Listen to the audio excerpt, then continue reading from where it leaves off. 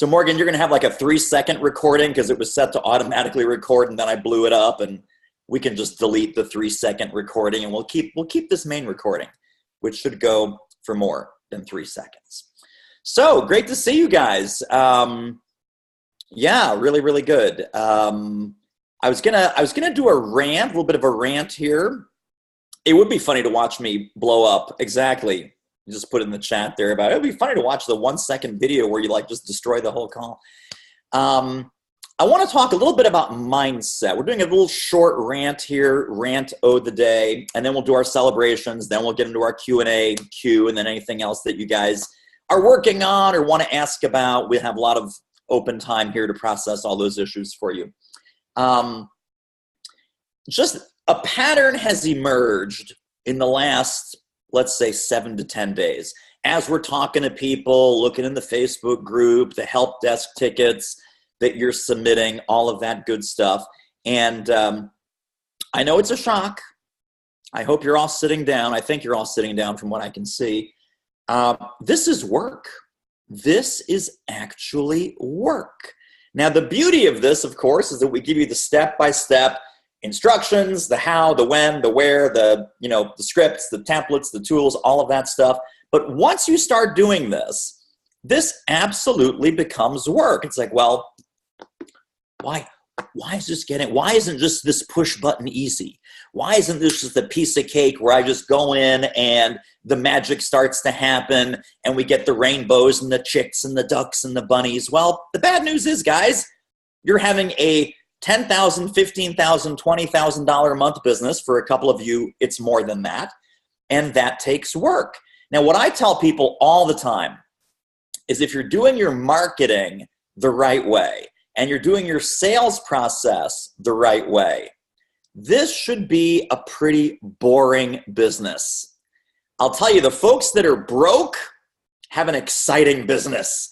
It's so exciting because every day is different.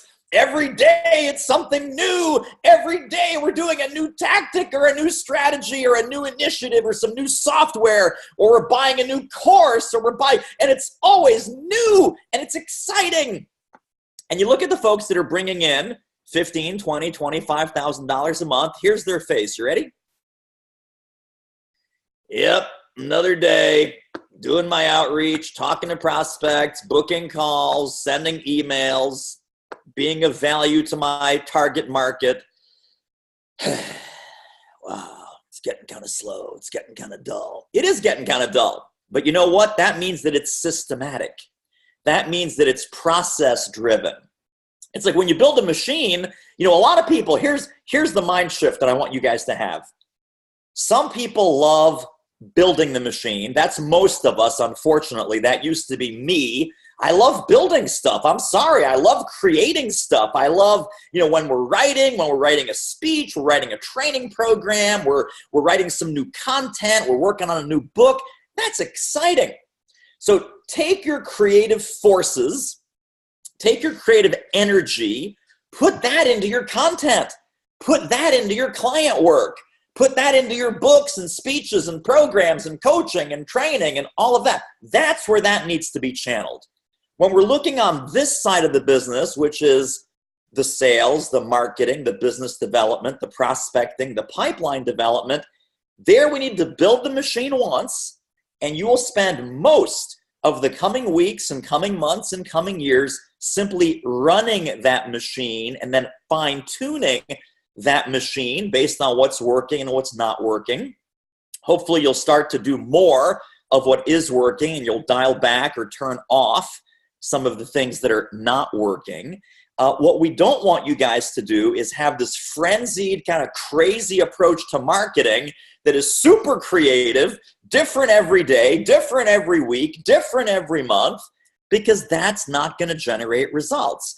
So as much as we talk about a predictable flow of clients and cash and leads and gigs on the calendar, what we don't talk about, but what I'm sharing with you today to maybe help you refocus your mindset, that also means that it's a predictable, consistent, reliable set of activities. Now, for some of you guys, and again, I'm totally this way, right? I'm Mr. Creative, Mr. Idea of the Minute Club. I get it. But when we apply that to marketing and sales and business development, that's when things start to get frenzied. That's when things start to get crazy. That's when you start assigning yourself 100 different marketing jobs. That's when, we're blogging and tweeting and Facebooking and doing videos and PR and SEO and text messaging and blah, blah, blah, blah, blah. Right? All very exciting, none of it very effective. So I would encourage you to take that creative spark. Part of the reason that you're probably in this type of business is because you have the creative spark. You love to write, you love to speak, you love to train, you love to come up with new methodologies and models and tools, and that's all fantastic. Channel that into the content of your client work, and let the marketing and the prospecting and the sales and the outreach be kind of dull. Let that be kind of systematic, kind of reliable, kind of predictable, kind of stable. Obviously, not stable as in stale, stable as in, hey, I found what works and I'm sticking with it. Now, I found what works. That's the exciting part, right? That's where your inner Einstein's getting all excited again.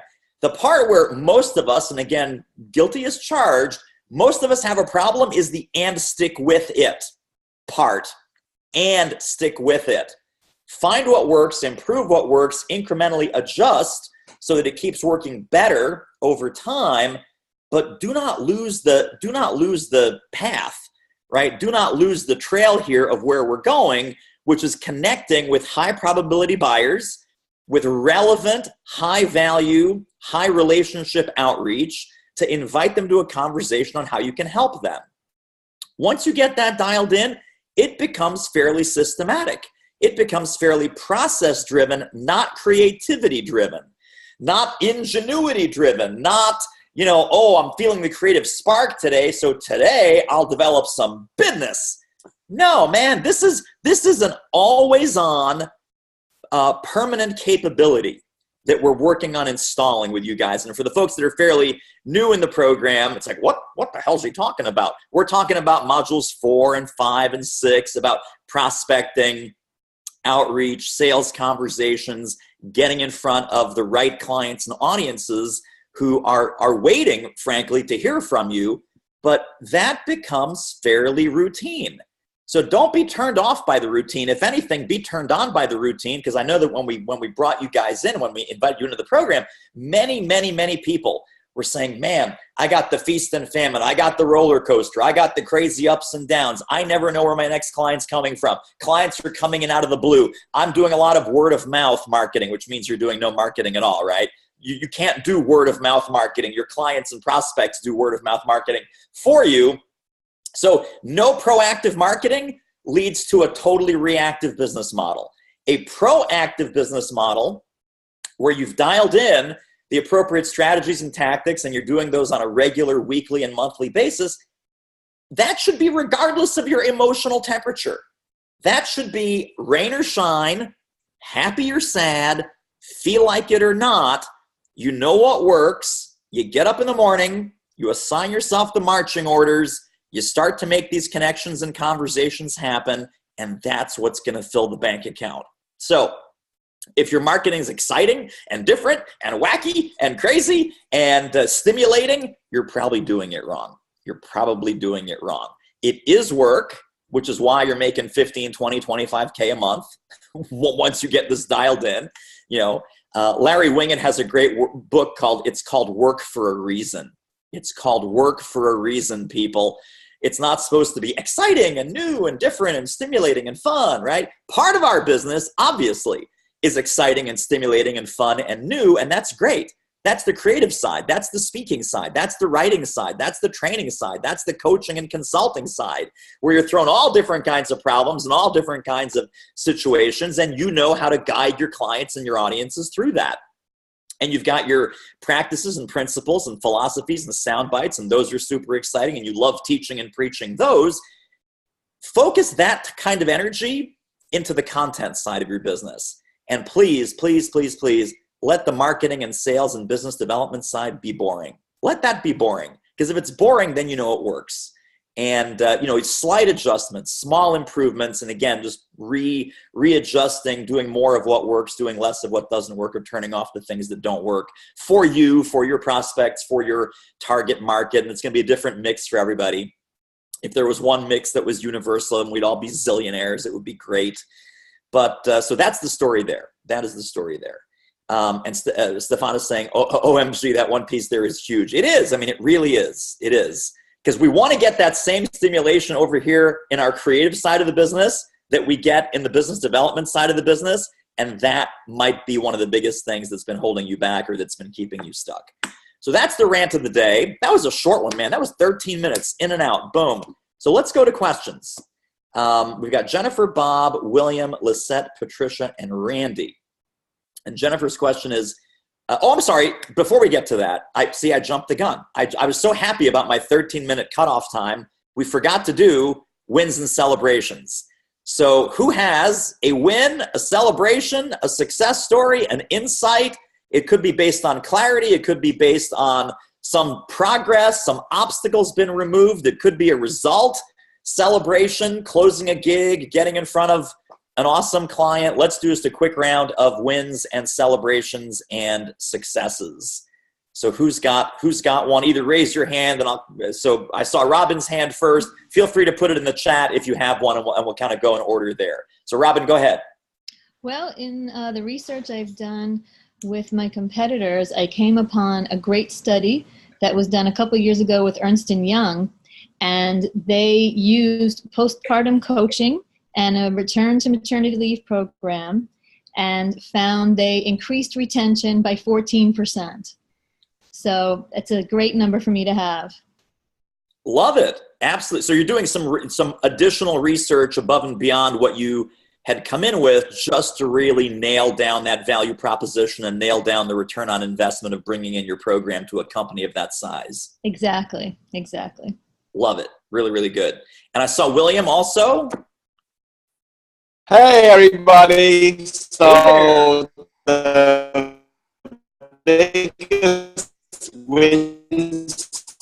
Your video is a little bit choppy. The biggest win so far, I would say, is clarity on the direction I'm trying to go with. So the biggest win than ever before. So now I'm going to focus on improving empathy for managers working in technology organizations. Activity and so you've landed on empathy as the key value word that you want to own. Yes. Love it. Really, really good. Love that. And Lisette, you have a few. Let's hear them. Well, I finally got my one sheet done. I finally got thanks to Allison, I finally got my 8 reasons, so that's nailed down. And I have my value proposition, which, can I read it? Yeah, go ahead. Okay, so it's basically I work with HR and managers to reduce the impact caused by trouble employees. Wow, very nice. That is great. Yes, well, that was with all the help of Allison. Yeah, no, hey, it takes a village, people. It takes a village. I don't care where you got it from, but the point is you got it. Right, I got it, and it's easy, and yeah, and I've connected with a bunch of really good, like, Morgan Stanley people, high HR people, so my next question goes around that. But I've made these connections on LinkedIn, which I was really surprised, so I'm sort of like, well, I'm a nobody, and they're like, a muckety-muck at Morgan Stanley. But so yeah, so that was the celebration, though. I was like, wow, these people actually connected with me. Although I have like 1,500 connections, for some reason they felt like extra special.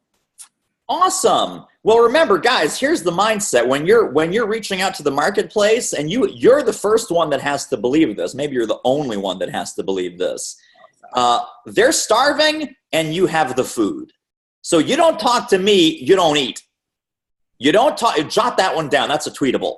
Maybe that's one of the big takeaways that you'll take away from today. The mindset is, I got the food. If you don't come to me, you don't eat. For whatever that problem is, whatever that symptom, whatever that pain, heartache, challenge, craziness that they're going through, you've got the food. If they don't come to you, they don't eat. and they lose and they miss out and they're hungry, cold, alone, and sad. It's true. It absolutely is true. And so when you say, oh, there's some big muckety muck at Morgan Stanley, yes, but they're starving. And like you've got, a truckload of sandwiches over here and all that in a bag of chips, as they say. Great. So that's the mindset, is that all y'all are, you've got the food, they're hungry. If they don't come to you, they don't eat. What else? So we got some new folks, Matt and Dave, and who else? Randy, good to see you. Other success stories, wins, celebrations, they can be small, medium, large, or supersized. They all count because the small ones help you build up to the medium and the big ones. Yeah, Randy, go ahead. This was really more of an epiphany rather than a win, but I'm going to count it as a win. Sure. And that I come to the realization that really what, my message is helping leaders think differently. And I realized when I was laying in bed yesterday that I've spent 20 years of my life doing something different that is exactly focused on that, getting people to think differently. And I would have skipped over that and not made that part. I haven't got into the putting my value proposition together yet, but when that time comes, that's going to be front and center there. Love it. So you're connecting your experience, past experience, with your current expertise and seeing how that 100% supports what you're doing, even though it might have come in through a different doorway. Yes, and learning to value all that I've done. Oh, love that. That's a huge celebration. That's really, really good. Very, very important. And again, for all of us, not just for Randy, but for everybody. Huge, huge insight on that. Cool. Who else? Anyone else? Did I skip over anybody? Wins, celebrations, success stories, a positive focus. Yeah, Dave, go ahead. Oh, I think you're still on mute. We got to get you unmuted. How's that? Perfect. Just one, might sound minor, but it's significant. Do you remember Radley? Yeah. He and I are going to be accountability partners. Oh, nice. And I think this is going to be good for us. He's completed the program, or at least this series of conference calls. Mm-hmm. And I'm in the earliest stages. He also confided in me. Don't anybody share this, okay? Top secret. He has a procrastination problem.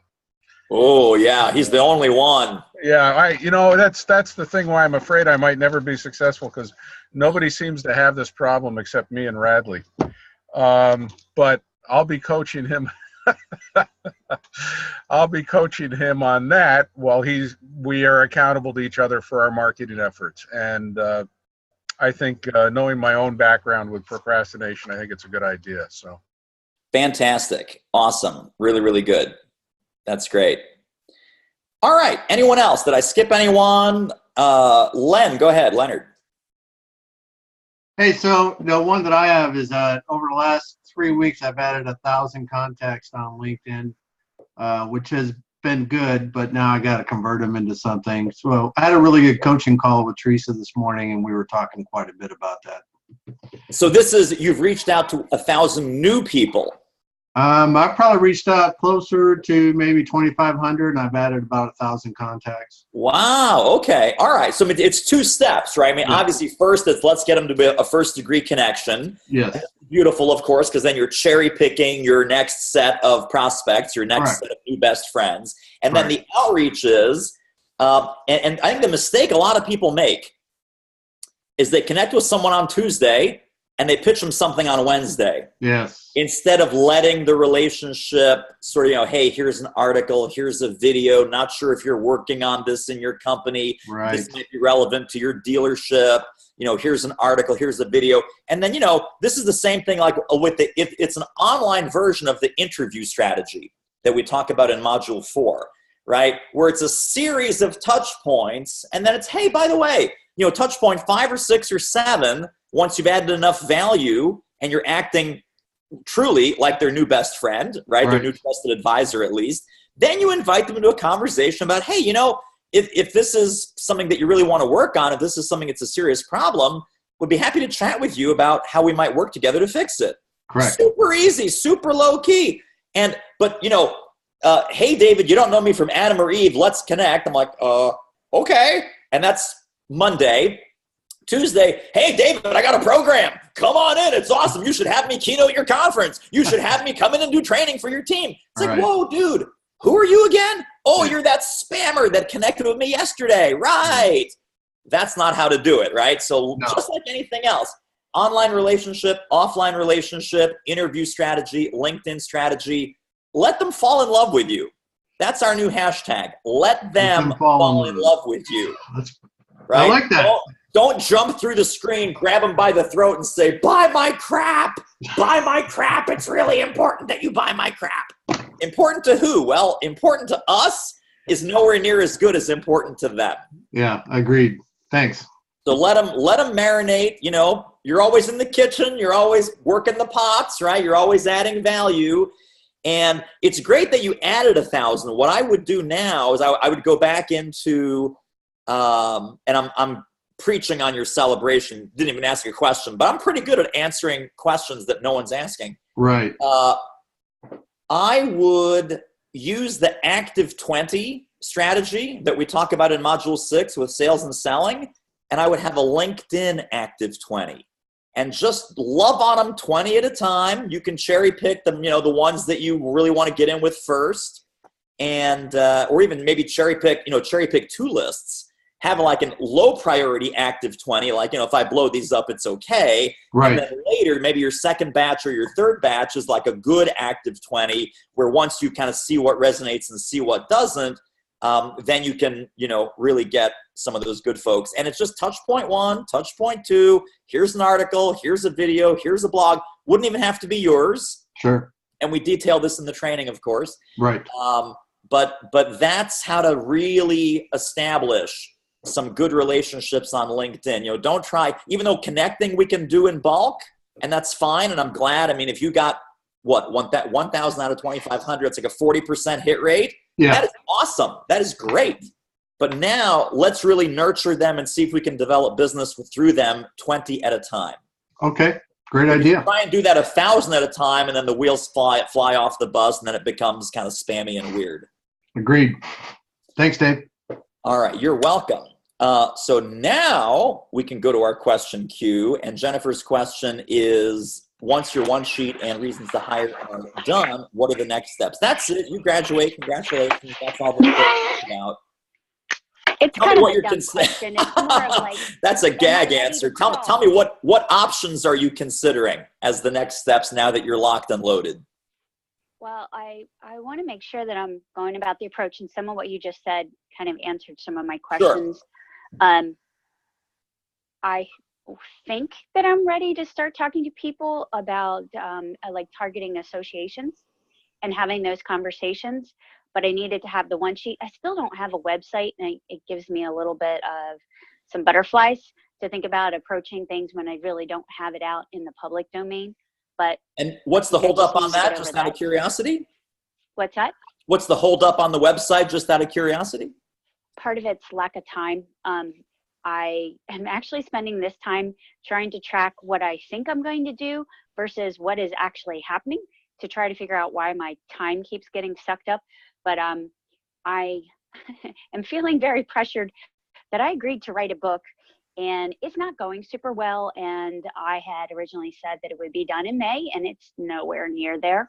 So I'm trying to juggle both, and it's rather stressful. Who'd you make this agreement with? Well, it's not locked in. I think part of it's my mental piece that I need to just tell them that it's not going to happen by May. This is a publisher or who? When it happens, it happens.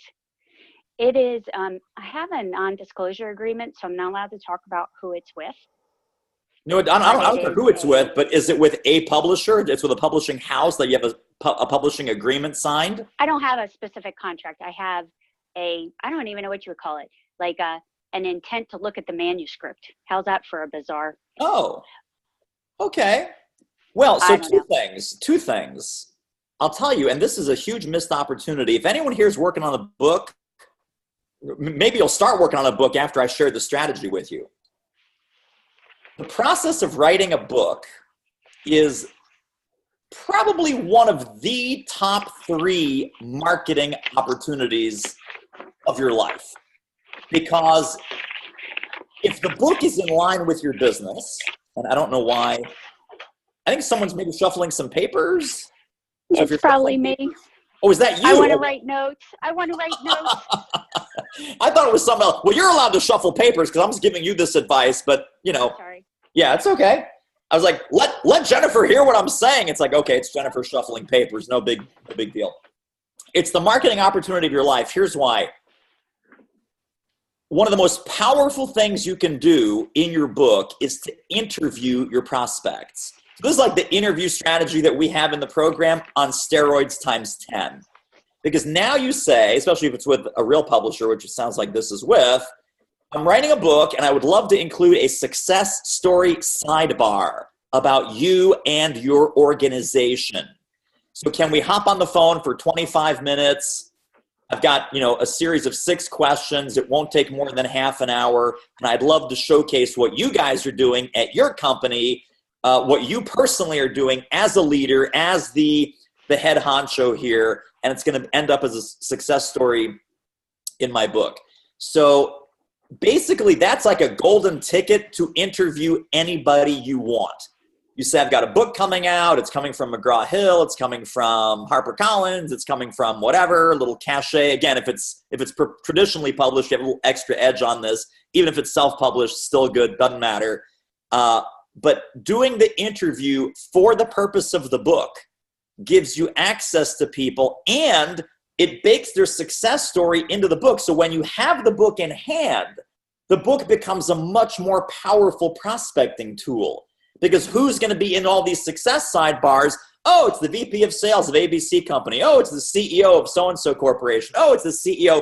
So the implication to anyone that reads the book is Jennifer's playing with the A players. Jennifer's playing with the A-list companies. Jennifer has contacts. Jennifer's Rolodex is awesome because look at all the people that are featured and interviewed and quoted in her book, right? Like hangs with like. So a CEO that reads that book and there's success sidebars from other CEOs and maybe endorsements from other CEOs, they're like, well, wow, I guess maybe I should talk to her too. If it's same with HR managers, same with VPs of marketing, same with heads of customer service, doesn't matter what, same with, auto dealer GMs or owner, group owners, whoever you're talking to, that's the buyer persona that when you finish that book, you're saying, hey gang, this is for you. You're not just saying it's for you, you are showing them it's for you. Because it's people sitting in your chair that I've interviewed, that I've featured, that I've highlighted, that I've showcased, that I've written success stories on. If you hire me to do a speech or a seminar or a training or a consulting program, you can be my next success story. That's the implication, right? That's the kind of subtle or not so subtle hint.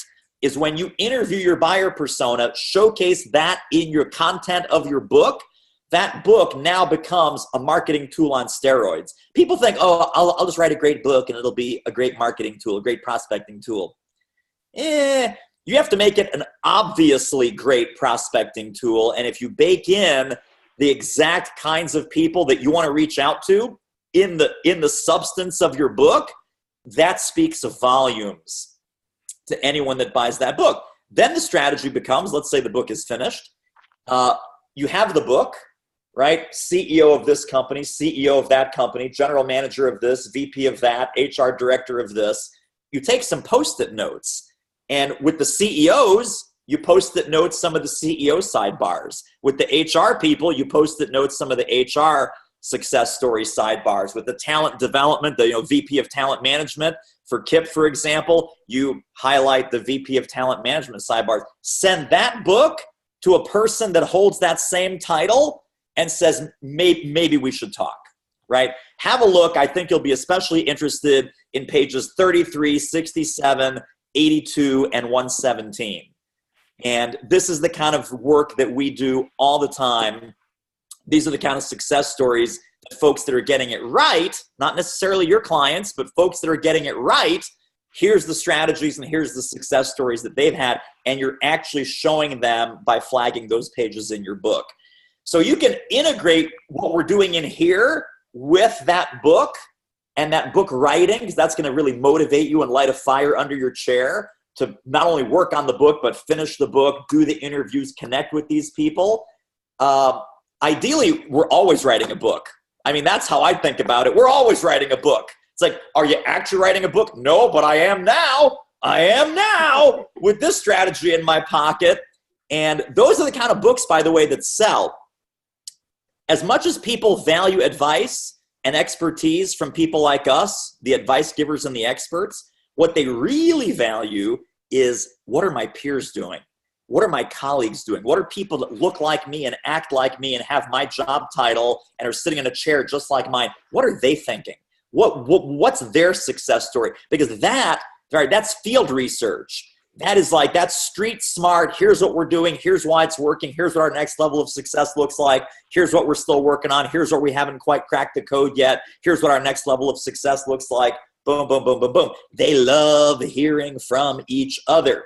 They love hearing from each other. If they can hear from each other through you and with you and through your book, you immediately elevate yourself as not only a thought-leading expert, but as a street-smart person that has your finger on the pulse of what's really going on inside these corporations and companies and departments that you're trying to serve.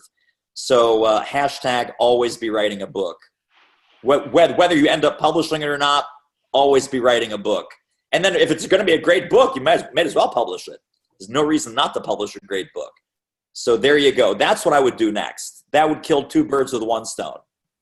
So my issue, though, is the book is not likely to earn much income, and I've been working on it on and off.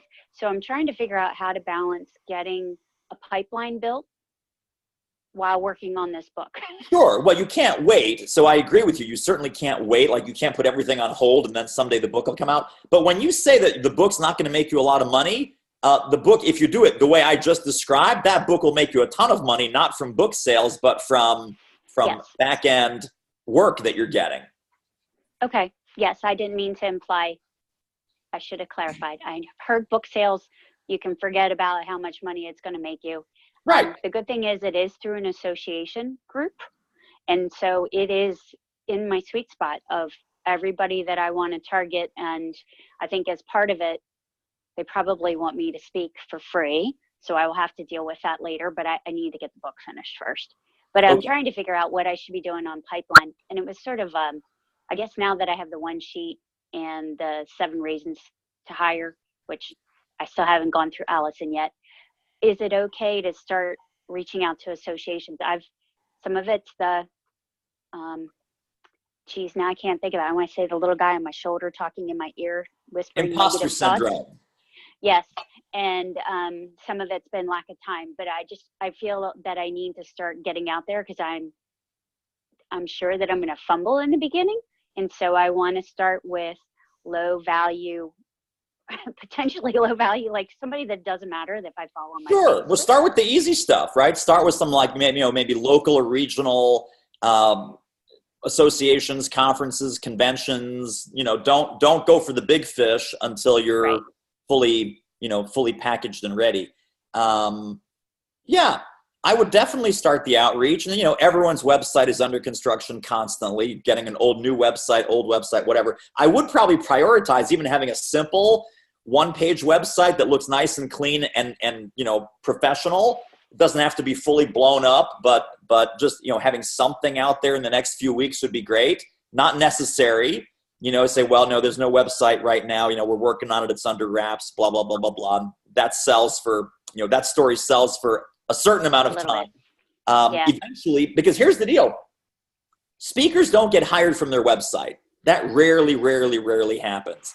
They go to your website to make sure like you're not some fly-by-night, crazy person that like just, picked up the phone and dialed their number at random. Now, if you have, with part of what you're going to ameliorate that with, 10th grade vocabulary word. You're going to ameliorate that with the one sheet and the 8 reasons to hire. And if those are nicely designed and look professional, that's probably enough kind of design credibility where it's like, okay, well, her website's not quite ready. But, you know, guess what? The same thing you'd find on the website is what's in these documents. So it's not a deal breaker, but I would start with some lower value, lower risk, maybe even some low hanging fruits, some easy wins, you know, just to get a couple of conversations going.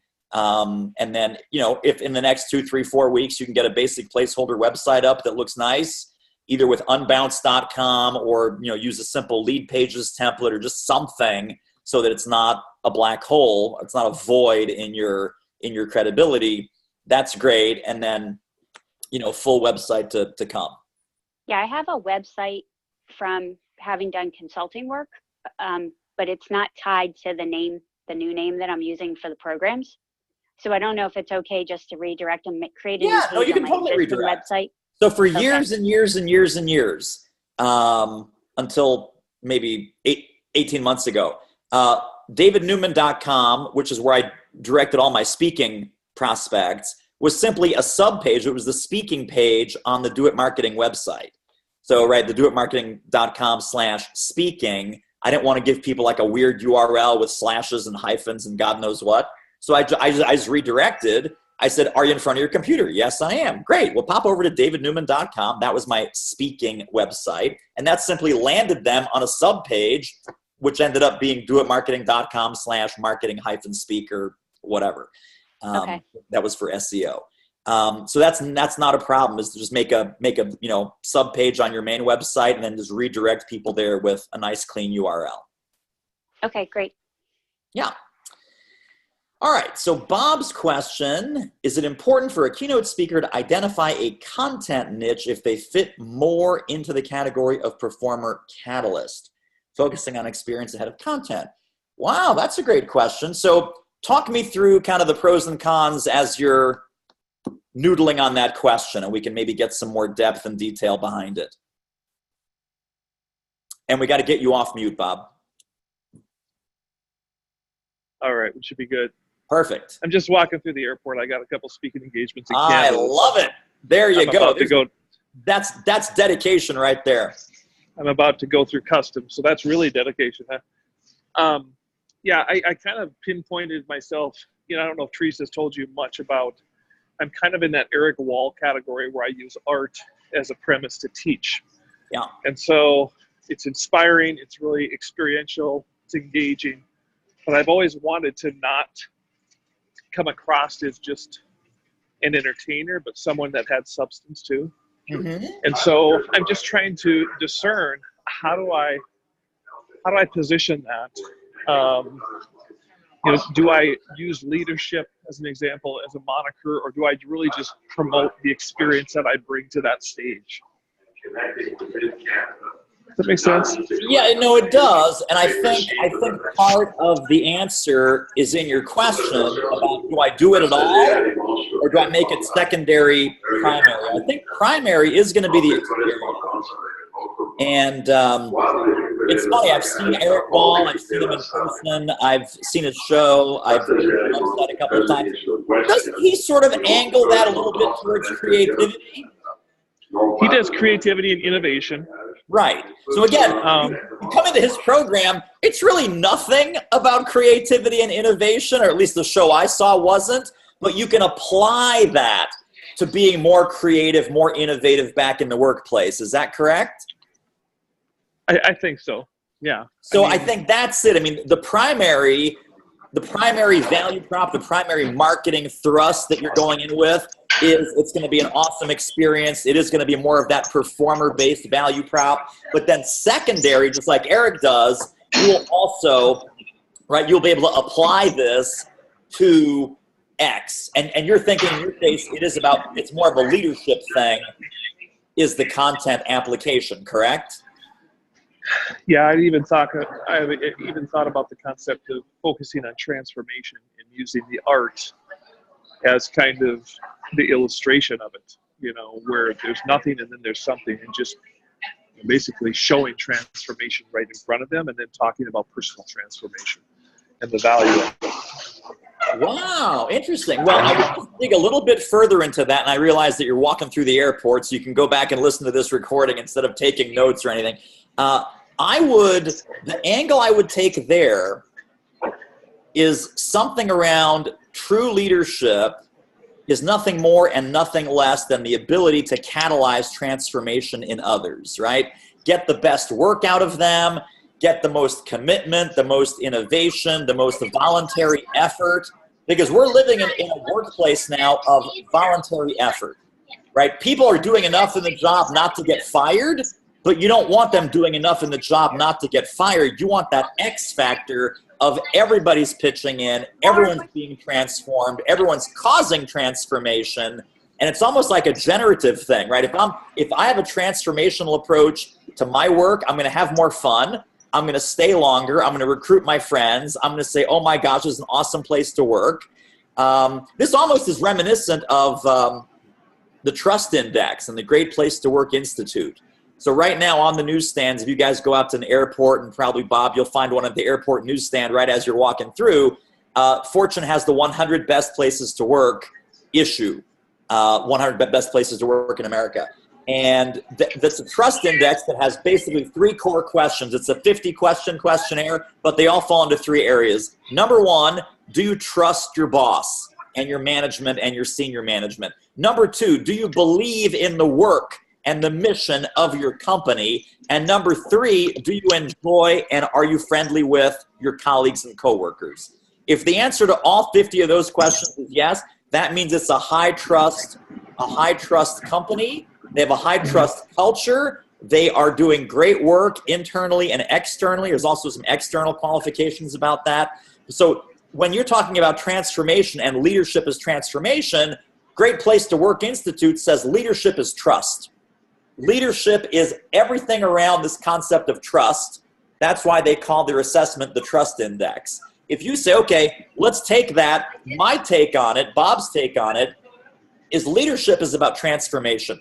First person you have to transform is yourself. Your mindset, your attitudes, your approach, your communication style, the way that you foster and engender creativity, innovation, pull the best work out of others, etc. That's number 1. Number 2, how are you transforming their career? How are you transforming their mindset? How are you transforming their work to make sure that they're also doing this? And then how are you creating future transformation leaders? So how are you passing along that transformational leadership DNA from your head into their heads so that it does become generative and it's not just, okay, we got transformational leaders at the top, but we are a culture that creates a series and a succession of transformational leaders at every level in our company.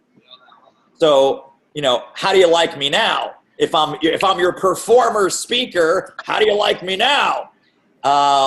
And that's just a total kick-ass combination where it's an awesome experience in the room, and it's also a fantastic message and a fantastic, very sticky takeaway. Right. So there you go. I just transformed your entire business just like that. Batteries included. I will listen to it when I go through customs. Thanks, David. Appreciate it.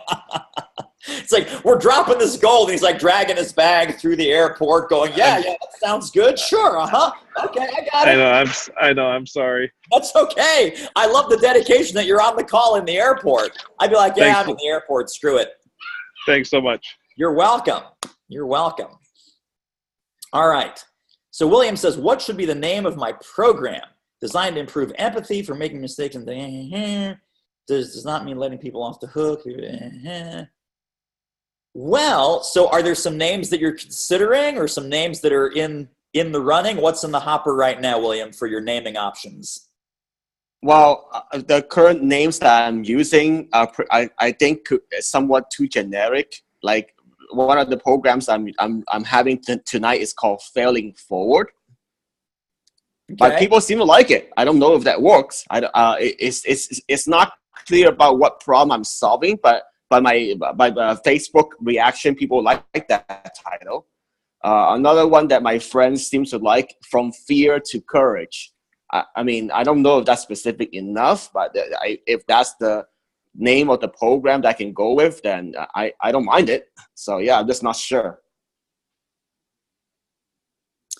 So I like this concept of, I'm a simple guy, even in the training, we talk about in module 3 about, it's better to be clear than it is to be clever. So I like something like Empathy Works, Empathy at Work, Working with Empathy, something like that, where you can really own that entire piece of mental real estate. So things like feeling forward, that can be applied to creativity, that can be applied to all kinds of other things.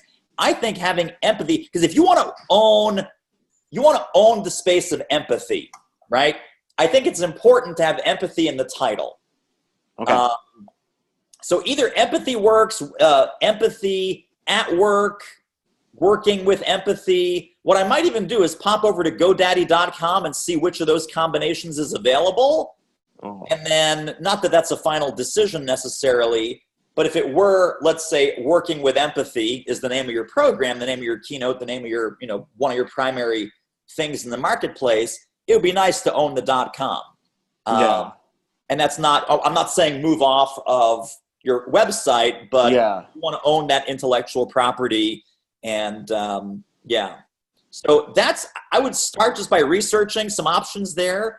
Empathy at Work, Empathy Works, Working with Empathy, any of those kinds of things. And, it's amazing because sometimes the category killer is available because everyone else is being clever and being branded and all this other nonsense. And, when I started doing these kind of group trainings and group coaching, I had all kinds of different topics. So I had a private coaching workshop, and I was like, well, what do I call this private coaching workshop? I wonder, because people wanted to get into private coaching and how to monetize it, how to market it. I was like, I wonder if privatecoachingworkshop.com is available. It was. And then I said, well, I should do a book marketing workshop, right? Book marketing workshop.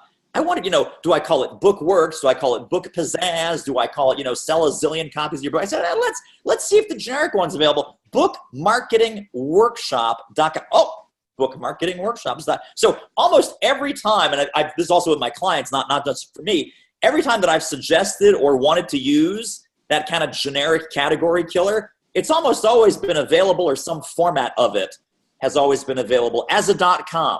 I'm not saying get the .net, the .org, the .whatever, because those are secondary, that's not really prime real estate. We're talking about the .com domain name. If you're specific enough, if you're a specific problem solver, which we're all encouraging people to be, that generic category killer, I own this space, I'm dominating this niche, it's more often than not available, which is incredibly surprising. So test that out. Empathy at Work, Empathy Works, Working with Empathy, any of those things that I just mentioned. Okay. Some of those are open. And don't just buy the domains willy-nilly. If you like them and you make a decision, maybe the tipping point factor is, oh my gosh, I can also own that domain. I see.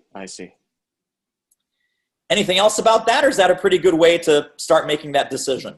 I'm new to this program. But Teresa told me to go through modules 2, 3, and 4. I just finished module 2 last night. Yeah. And that's why I'm thinking about the naming and. Well, and remember also title, subtitle, right? So let's say it's Working with Empathy, how to fail forward and . So it can be clear and you can own that topic, and then the subtitle can be your unique twist or the payoff line, or, so take what you've been using as titles, which could ordinarily be all over the map if they don't have a context. Yes, I agree. Titles become your subtitle. Nice. I like that. Okay, I'll look into that. Dunk. There it is. Nice. Thank you. Awesome. Good work. Good work. All right. Lisette says, I'm not sure I'm getting sponsorship. Give some examples of companies and speakers who have done sponsorship and need additional guidance on LinkedIn connections. Do you share pain? Okay. So yes, and yes. And hopefully part of what we talked about with Leonard helped you with the LinkedIn, but I can circle back to that. Sponsorship, there's a ton of stuff in Module 7, but the best way to explain sponsorship is, well, I'm not getting it. I can't get my head around it. Think in terms of triangles. So a triangle is, you over here at the top of the triangle, it's a sponsoring organization down here, and then it's an audience or stakeholders, a constituency that they want to impact. So for example, let's say we do a sponsorship with IBM. If I'm a small business marketing speaker, go with me on this crazy journey here. Pretend I'm a small business marketing speaker.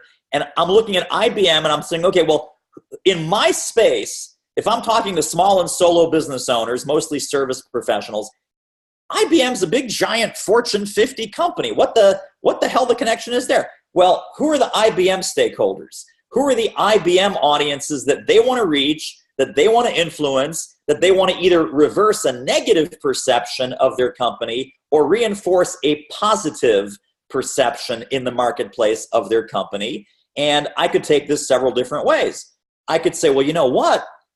Most of these IBM resellers are small and solo business owners. So like the local little computer shop and the local computer consultant, if they're in a position to refer and recommend IBM hardware, IBM software, IBM servers, IBM services, which they are, and it's the same with Microsoft, and it's the same with, you know, all the traditional tech companies, is that one of their channel partners is small and solo business owners.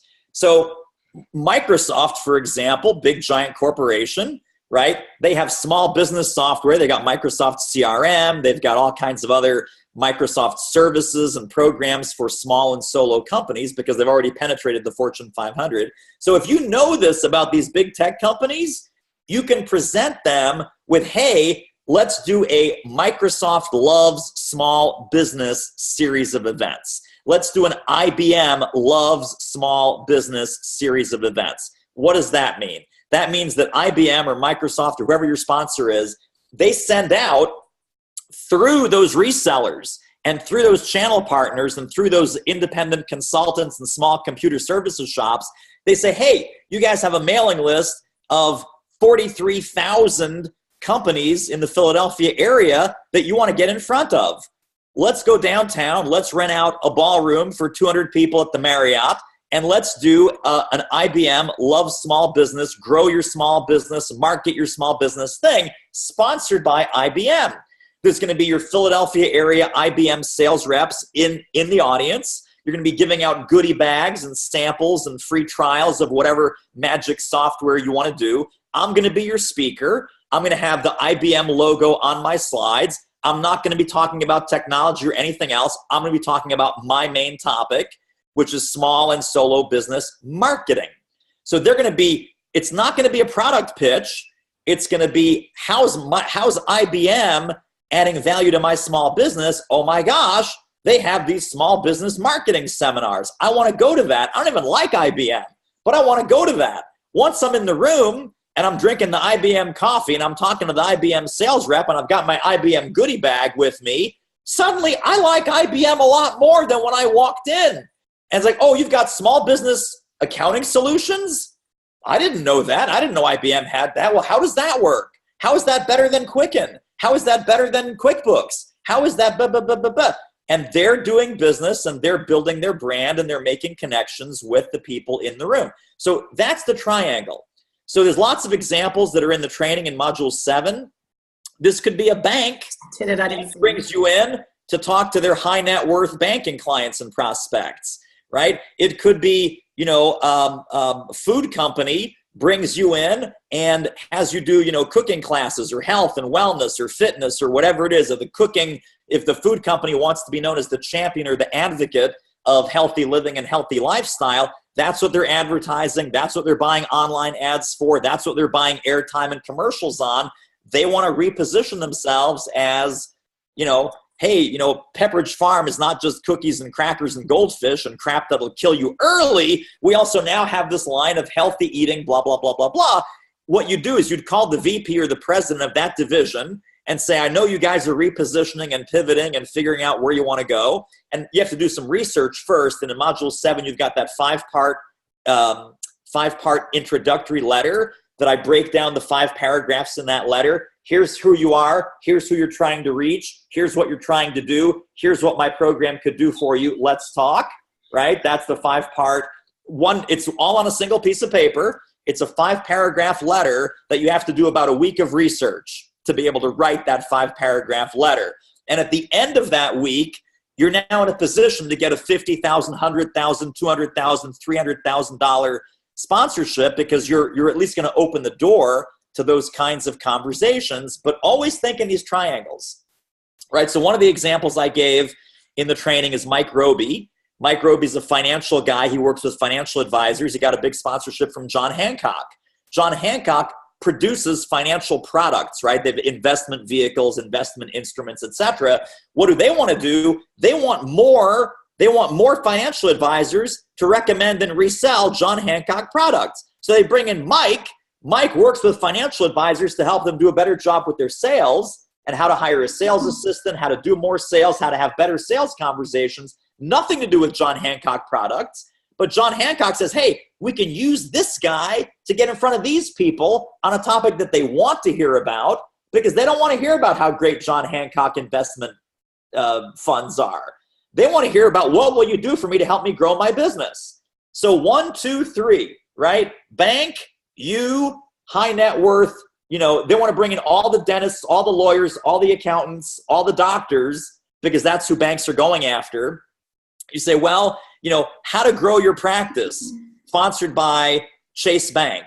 Okay, well, every doctor, every lawyer, every accountant, every high net worth entrepreneur who has a checking account, a savings account, some IRAs, some whatever, the bank wants a bigger piece of that wallet share. Let's get these high net worth individuals in, how to build your medical practice, how to build your trusted advisor practice, how to build your accounting firm. So they're going to want that kind of thing. And this is applicable across the board. So another example is in the career space. So Monster.com, Career Builder, Indeed. If you're a career expert or a talent development expert, right, you have all these companies, because who pays Indeed? Who pays Monster? Employers. Employers pay, right? The job, unless you're doing bonus ads or whatever, but they make the lion's share of their money from the employers. Well, what do those guys want? Right? Those guys want a build your career, grow your network, get raised, praised, and promoted program sponsored by Monster.com, sponsored by Indeed.com, sponsored by CareerBuilder.com. Great. All of those triangles work, right? All of those triangles work. So that's the crux of sponsorship in 7 minutes or less. Okay, so real quick, so it's not like, for instance, Starbucks. So it's not for Starbucks to go and train all their individual units. No. Okay, all right. No. So it's not at their sales meeting. Okay, so you're going back to Monster, Indeed. I guess I'll talk to Teresa about that, because that gives me some ideas. Well, did you have a chance to work through Module 7 yet? Yeah.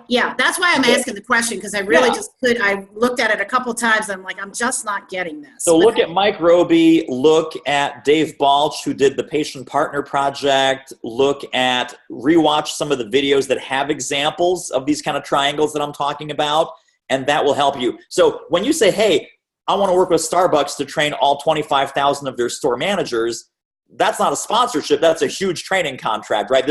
That's only two sides of the triangle. It's not, the third side is missing. Okay. Right? So it's always, they're bringing you in not to talk to their own people. They're bringing you in to talk to a stakeholder audience that's important to them outside their company. Okay. So like Monster, Indeed, sales recruiters. So, would that be a good thing with sexual harassment then, or compliance, is to sort of a value add on that? Or I guess I needed to, that's what I was thinking. You really have to think this through, because there is a, looking at the sponsoring company, what do they really want and need to do in these two areas? Area number one is to reverse a negative perception of them and their company. So like if you want to find, who's like the worst, the company that has the financial company, the bank that has the worst PR, ongoing train wreck disaster, is Wells Fargo. Wells Fargo is seen as the evil empire filled with criminals, filled with rip-off artists, right? And they're still reverberating, taking out full-page ads in the New York Times going, we're sorry. We're sorry. You're not sorry. You're sorry you got caught, you dumb bunch of bastards. Nothing on Twitter. I just find that so reprehensible. It's unbelievable. Yeah, I still have a Wells Fargo account. No. I mean, criminals. Anyway, so they have a pretty negative perception in the marketplace. They're in need of reversing that terrible PR image, right? And it's the same thing you could say about any of these sexual harassment things like Uber or, name the company that has not been called on the carpet for having a toxic, terrible culture when it comes to sexual harassment. What do they need? They need to reverse a negative image in the marketplace by doing good, right? By doing good in front of that target audience that thinks they're a scumbag or terrible, which could be a business audience, a consumer audience, internal audience, stakeholder audience, whatever it is. The other way that a sponsorship can work is same thing, right? Stakeholders, company, you, only now that what the company wants to do, they want to reinforce and advance a positive image in the marketplace. So, hey, you come to Chase Manhattan Bank. Chase is not only a good bank, if you're a small business owner or an entrepreneur, Chase is the champion. We are the champions. We love small business owners, right?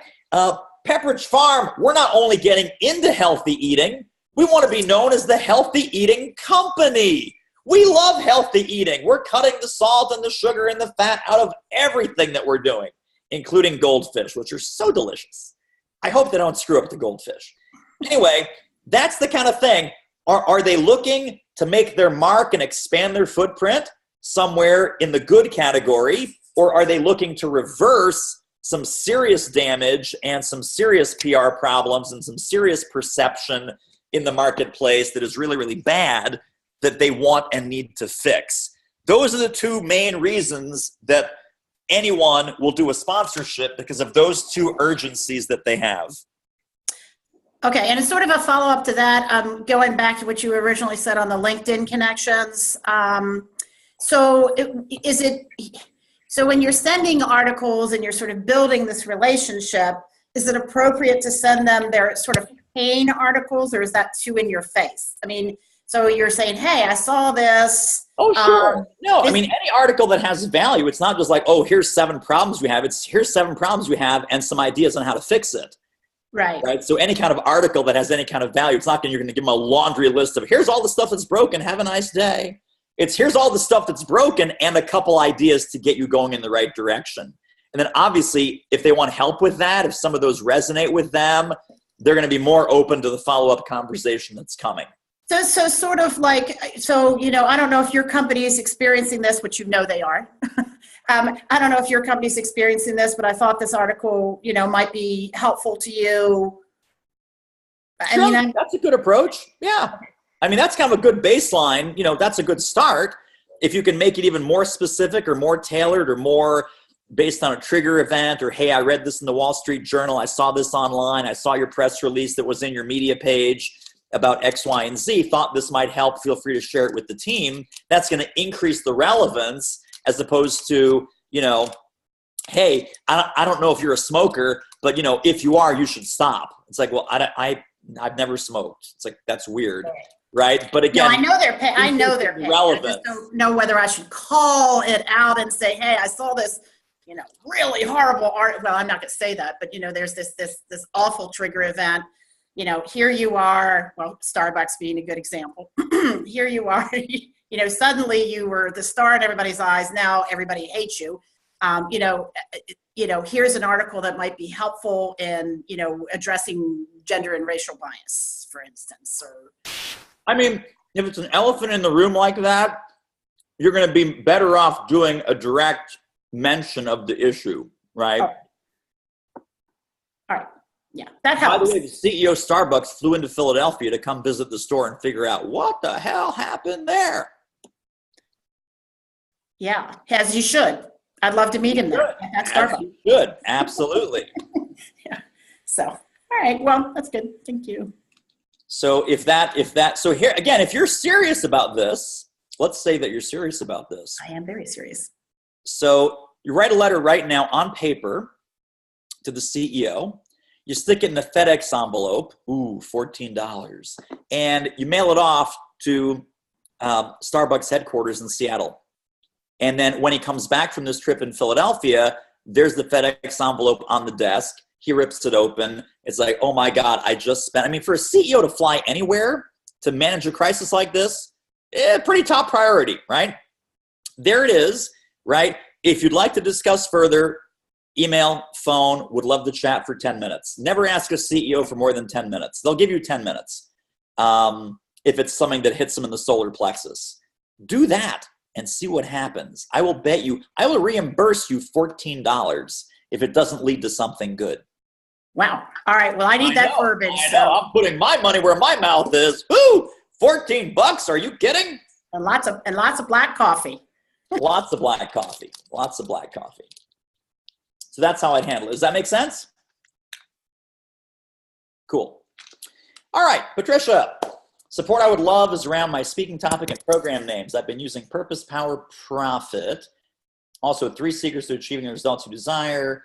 Elevating your business. Okay, so what are your struggles with that, or why do you feel those aren't working, or what options are you considering? I love this conversation so much, and welcome back, David. Thank you. Teresa is awesome. I know. We love you too. I keep hearing about that. We love you too. I'm happy that you're back. Okay, so we'll remember that I was in the process of branding. So I love this conversation with Bob because the whole idea is that transformational leader, thought leadership, personal development is where it all begins, and then the ripple effect to team development. And so I think I had a misconception when I heard that companies, right? Because this is all about speaking gigs and paying speaking gigs and going really in a new direction for me, because before it seemed like it was all for free. So I think there was a misconception in my mind when I heard that companies will not pay for mindset. What I think now that I'm hearing with my ears clear, what was meant by that is to change up the verbiage, still talk about the leadership, but address it to their pain point. Am I on target here? 100%. Okay. So part of my confusion was, okay, they're not paying for mindset. Now I have to wait to be a transformational leader and not talk about mindset and vision and how to break through barriers and communication and the interdependence versus, toxicity in the workplace or any place. So now I'm back to the idea that I can be who I am. And in this conversation with Bob, it was very, very helpful because now I am seeing that given the right verbiage, then I can go in and really rock this. So those topics that I just shared with you, or those titles that I just shared with you, to me, they seem very general. To me, they don't seem like they're hitting a specific pain point. When I look at who I like to speak with, I'd love to do CEO leadership retreats. I'd love to do sales teams, maybe even middle management, leadership development. And so I think, David, my question is, help with what would be a dynamic, specific pinpoint on pain that they're having that I can address. And what I address is thinking bigger, vision, and most of all, what I am so interested in bringing to the market where I could bring everywhere, and it is groundbreaking tool and almost instantaneous results, is around the concept of interdependence and how to create an interdependent mindset to elevate results.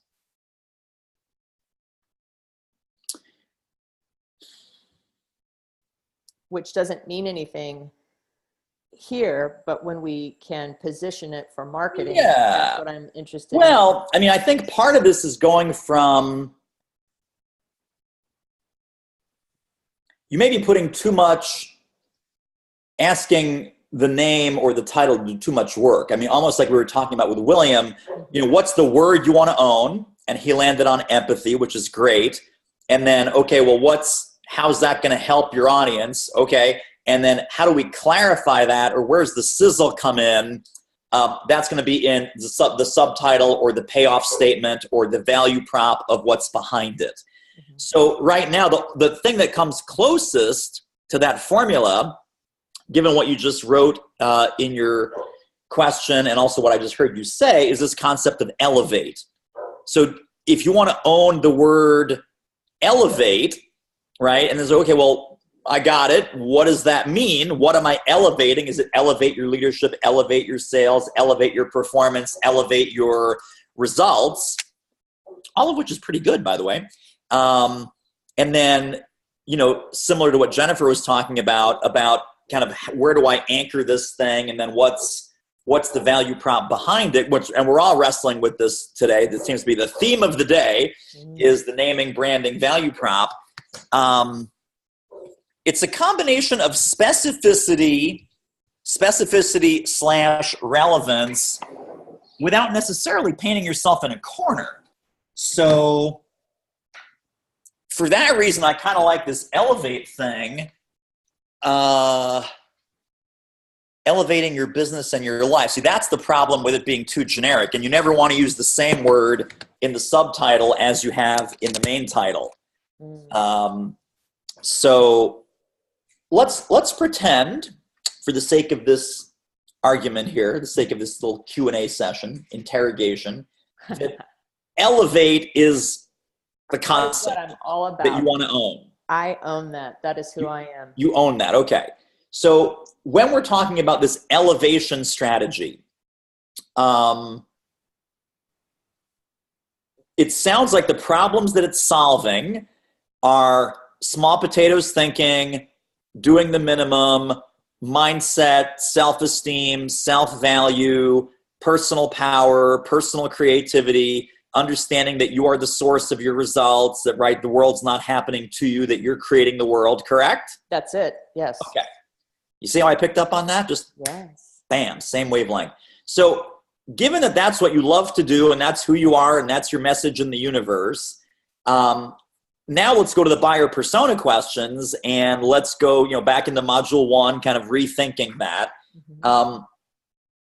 For the kind of folks that you want to serve, have you identified who's the ideal client or ideal audience that you would love to get in front of with this message? Because that's one source of specificity is, okay, elevate for whom? I love it in context, and you and I have spoken about this, that I have 25 years in the world of network marketing.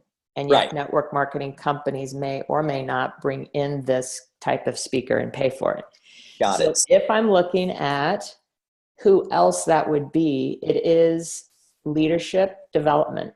It is sales, and it is really, quite frankly, the creating unity in the mindset for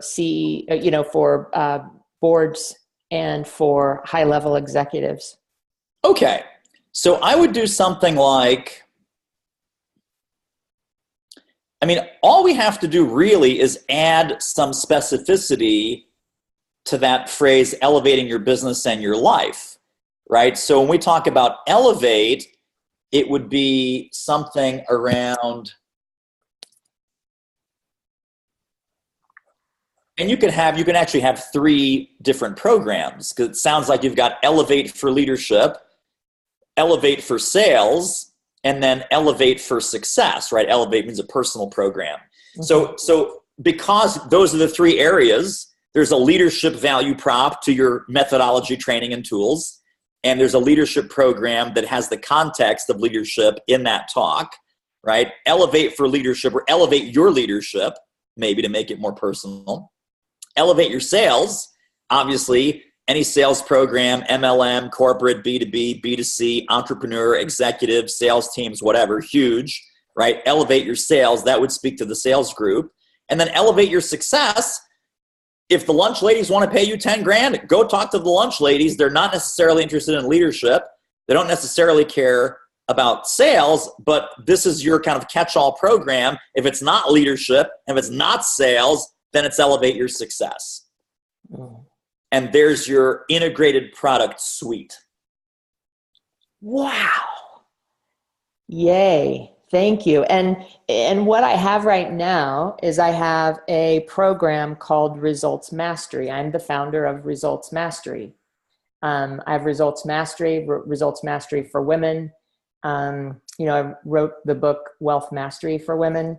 So this idea of elevating, and then in Results Mastery, it is about knowing how to create results predictably, time and time and time again, whatever it is you love. So maybe the third program, instead of success, which is a generic word, right? Elevate your success. It could simply be Elevate Your Results becomes the catch-all program. And do you like that? I do. I do. Sure. Well, who doesn't want that, right? Well, that's what I think. But if success is like buzzier or has more.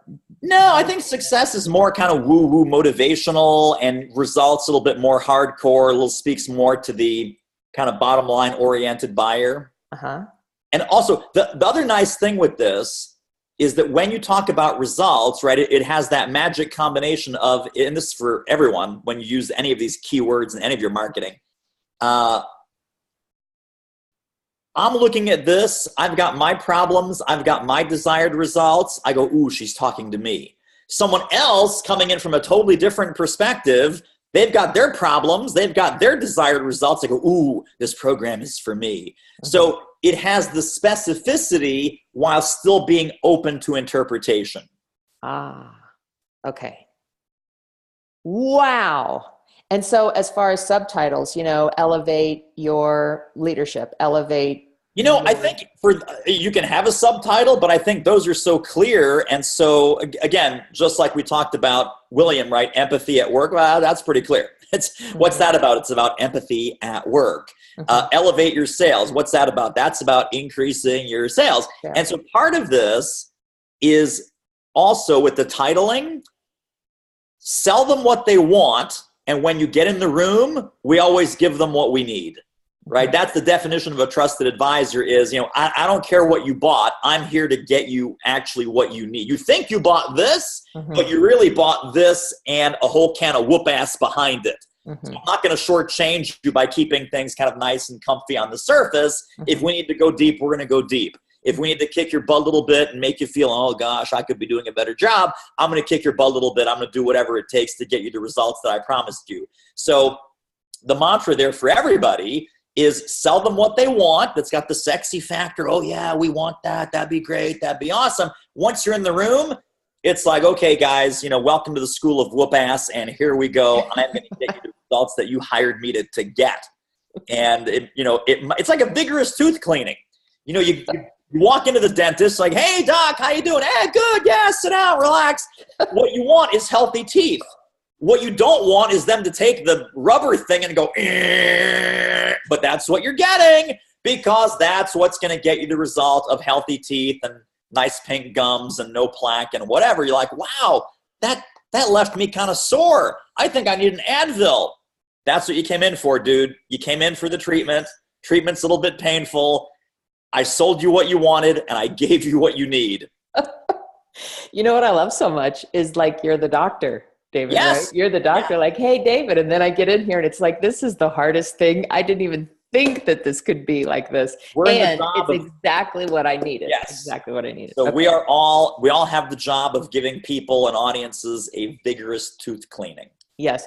So in all of this, then my method, my mode, because my mode, the method, the tooth cleaning applies with all of these. So it really can be a very similar program, similar elements, because my recipe formula for success, basically, whether you're in leadership, sales, or increasing your results, comes down to 3 things. Correct. 7 things, 5 things. So that's what I go in, and I just rock it every time, and they think I'm speaking specifically to them, because I am, but it is oh my gosh, thank you. Yes, that's great. It. Drop the mic. Good work. That's Drop the mic. Thank you. You're welcome. Appreciate all right, it. so Randy's up next. My niche looks to be in the architecture, engineering, construction industry.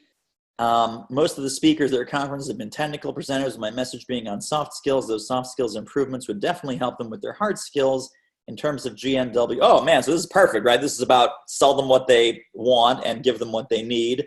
I think they would get it, and some would see the need. I'm wondering how to move them to want and urgency. Okay, so Randy, what are your thoughts, just given what we just worked through with Patricia?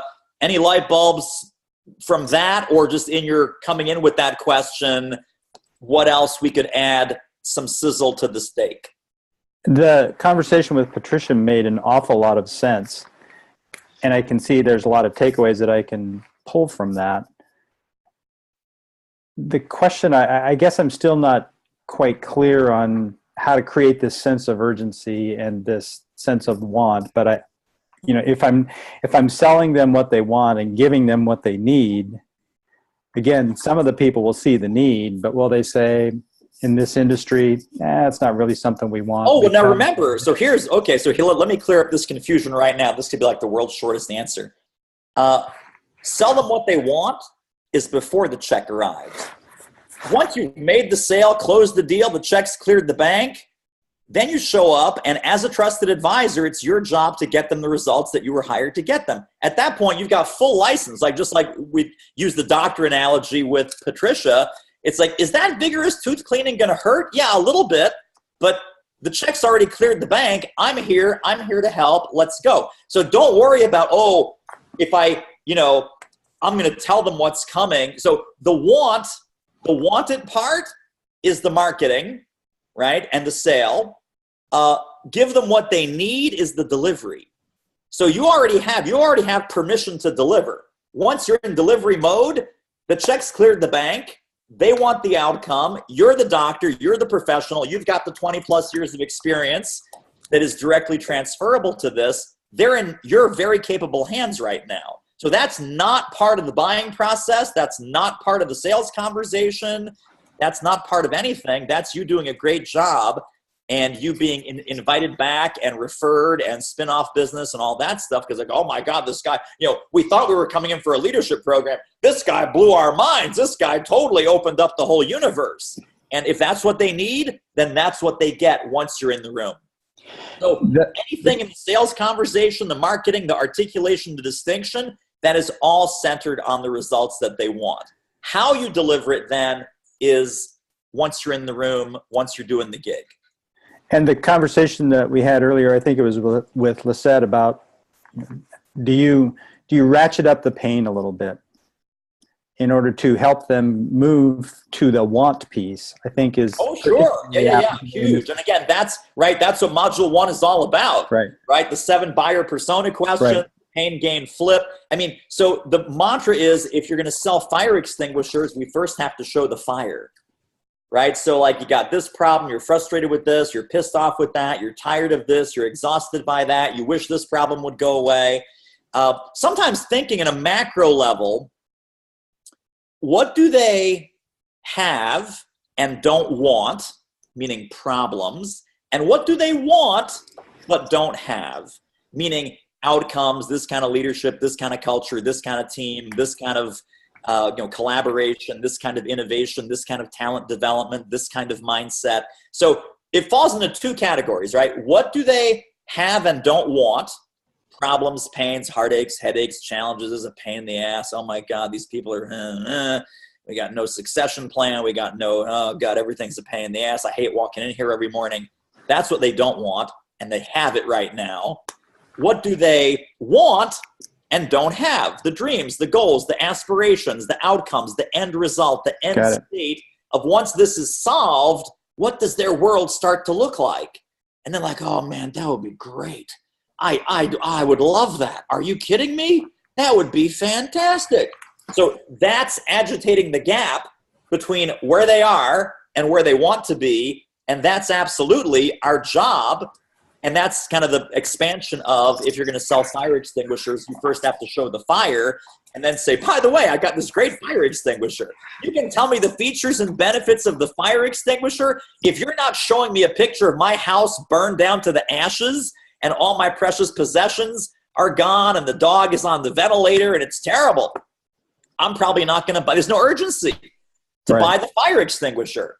I'm like, oh my God, we can't have Woofy the Wonder Dog on a ventilator. We totally have to get this fire extinguisher. In fact, sell me 3. I want one upstairs, one downstairs, and one in the basement. Because, you know, now I'm going to be able to fix my problem. Okay. Great. Great questions, though. Man, I'll tell you, this is kind of a self-reinforcing series of questions that we have here, which is awesome. We're all kind of chipping away at the same set of stuff. All right.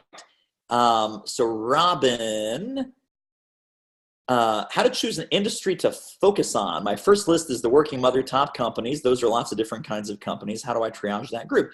Well, you know, sometimes it is, and we talk about this with the Fortune 100 Best Places to Work, the Working Mother magazine, the most innovative companies. Sometimes it's more of a psychographic than an industry, right? So if your topic is really focused on women in the workplace, I would look at lists like that.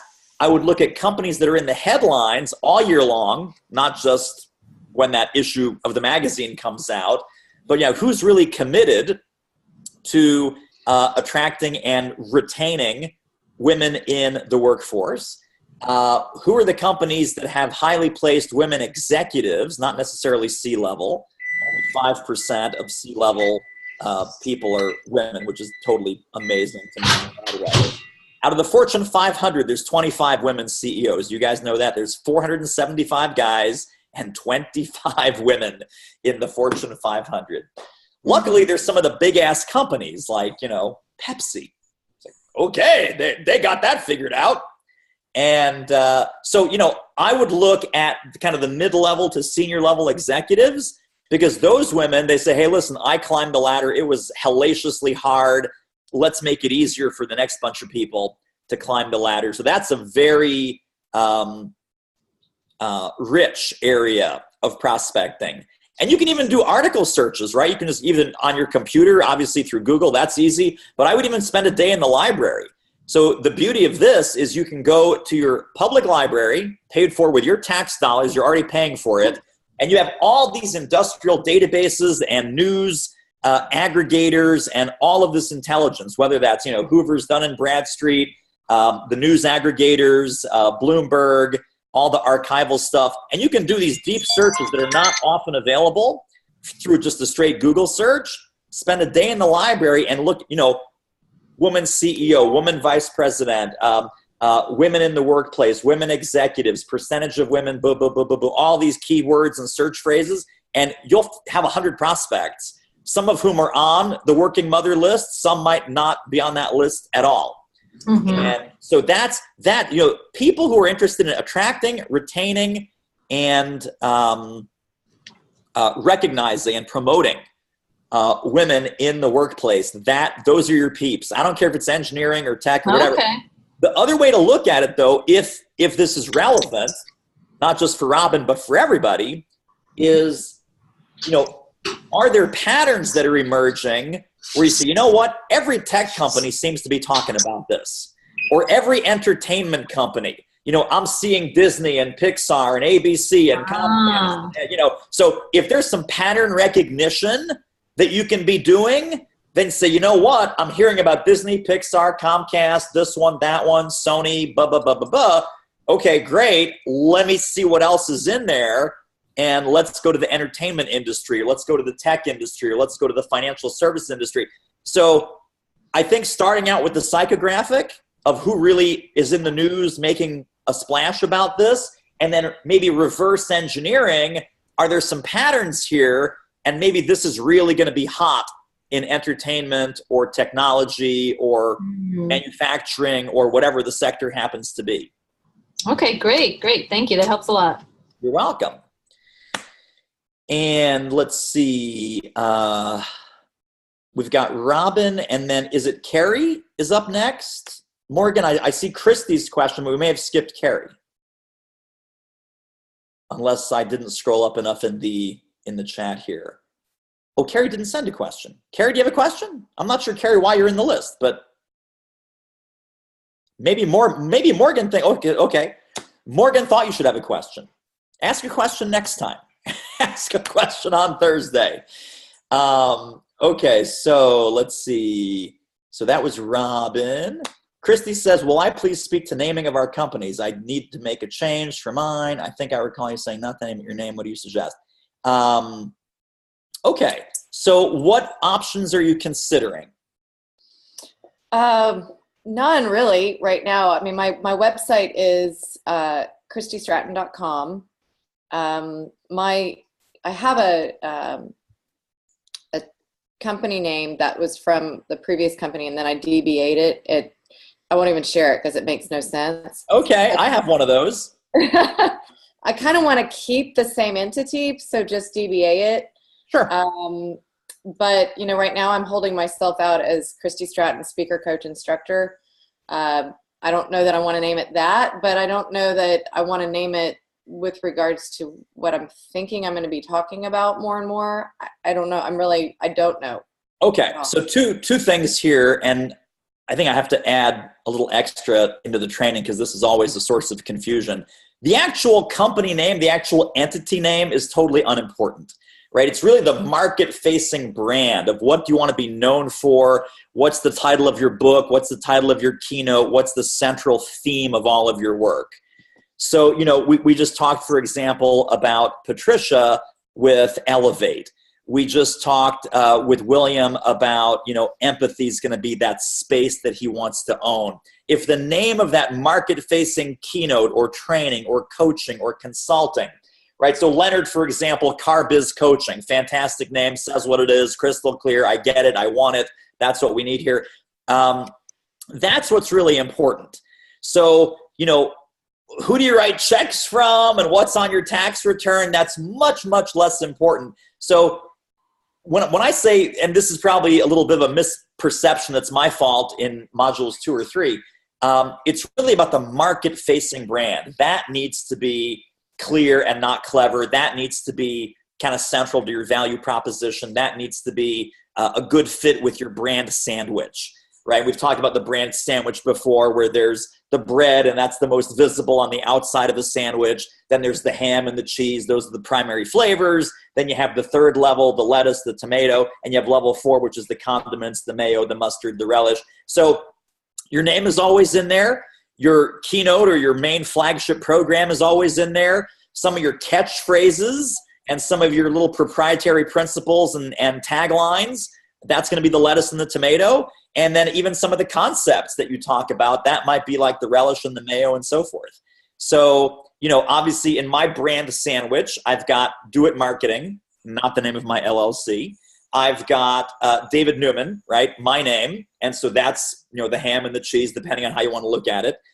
Speaker Profit Formula is the flagship program that you guys are in right now, right? That's important. That's in there. Some of my little taglines, right? Thought Leadership Platform. So I've even bought domains for some of my relish and ketchup and mayo kind of things. So I talk about Thought Leadership Platform a lot. A few years ago, I bought thoughtleadershipplatform.com. I didn't want someone else to be squatting on that intellectual property. Did I trademark it? No. Did I copyright it? No. I just have the domain, right? Do It Marketing, that's a federally registered trademark. The name, the logo, that's locked in. That's mine. That's kind of flagship stuff there. So think about, that's really the progression. That's the spectrum of stuff that we own. So whether I show up at a keynote or a seminar or a program and they go, yeah, David Newman, Newschultz, something, that's okay. It's the Do It guy. It's the Do It Marketing guy. Oh, I remember him. He's the speaker guy. He's the speaker marketing guy. He'll help you develop a thought-leading speaking business. He'll help you make money with speaking. All of those things is part of my positioning and packaging. Whether they remember David Newman, whether they remember Do It Marketing, whether they remember Speaker Profit Formula, doesn't really matter, right? That sandwich all works together. All the layers of that sandwich work together. So as far as you're concerned, I think staying ChristyStratton.com as a domain, that's fine, right? The beauty of that, number one, it's probably not going to change. You're not going to change your name at the drop of a hat. You might shift topic, you might shift market, you might shift all kinds of other things, so it's flexible. But then what do they find on that website what's the flagship program? What's the flagship keynote or speech or training or coaching or consulting program on there? And it could be a suite, like we just talked with Patricia about having an integrated product suite, where it's not one thing, but it's a series of things that all work together for different audiences or different slants or different interpretations and contexts of her core thinking and core strategies. That's really what needs to have a good market-facing brand. You know, davidnewman.com, great. People can go there, see some stuff. doitmarketing.com, great. People can go there, see some stuff. But, you know, the way that I market my keynotes and seminars and coaching and this program is, you know, that's just part of the sandwich.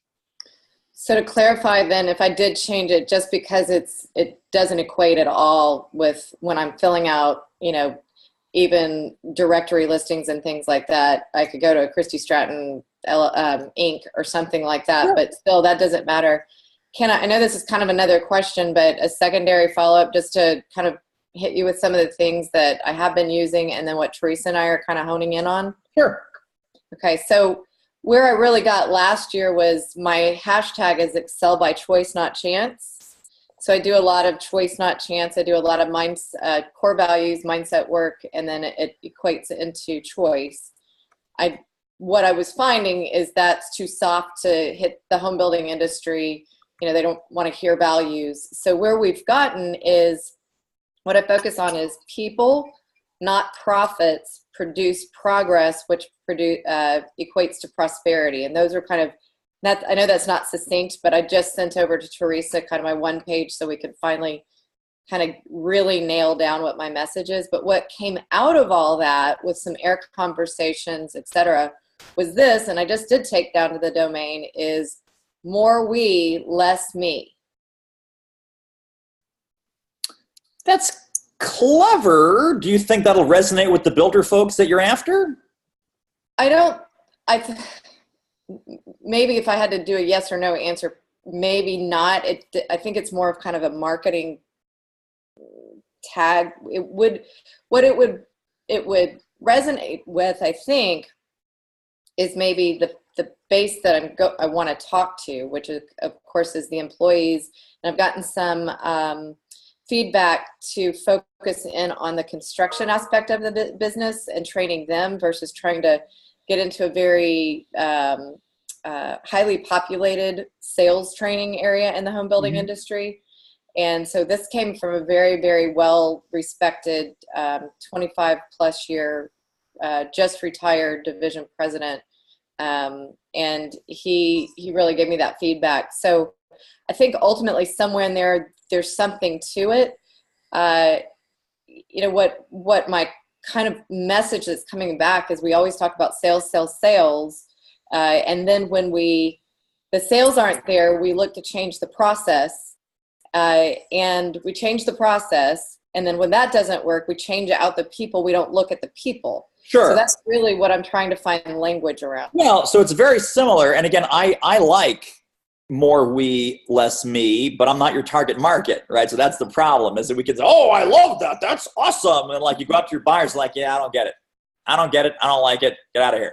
So me liking it is kind of irrelevant. I think where you can have a nice payoff line on that is if you use that and then the subtitle is unlock more sales, unlock more whatever, unleash this, blow up that, skyrocket such and such. So whatever outcomes they want.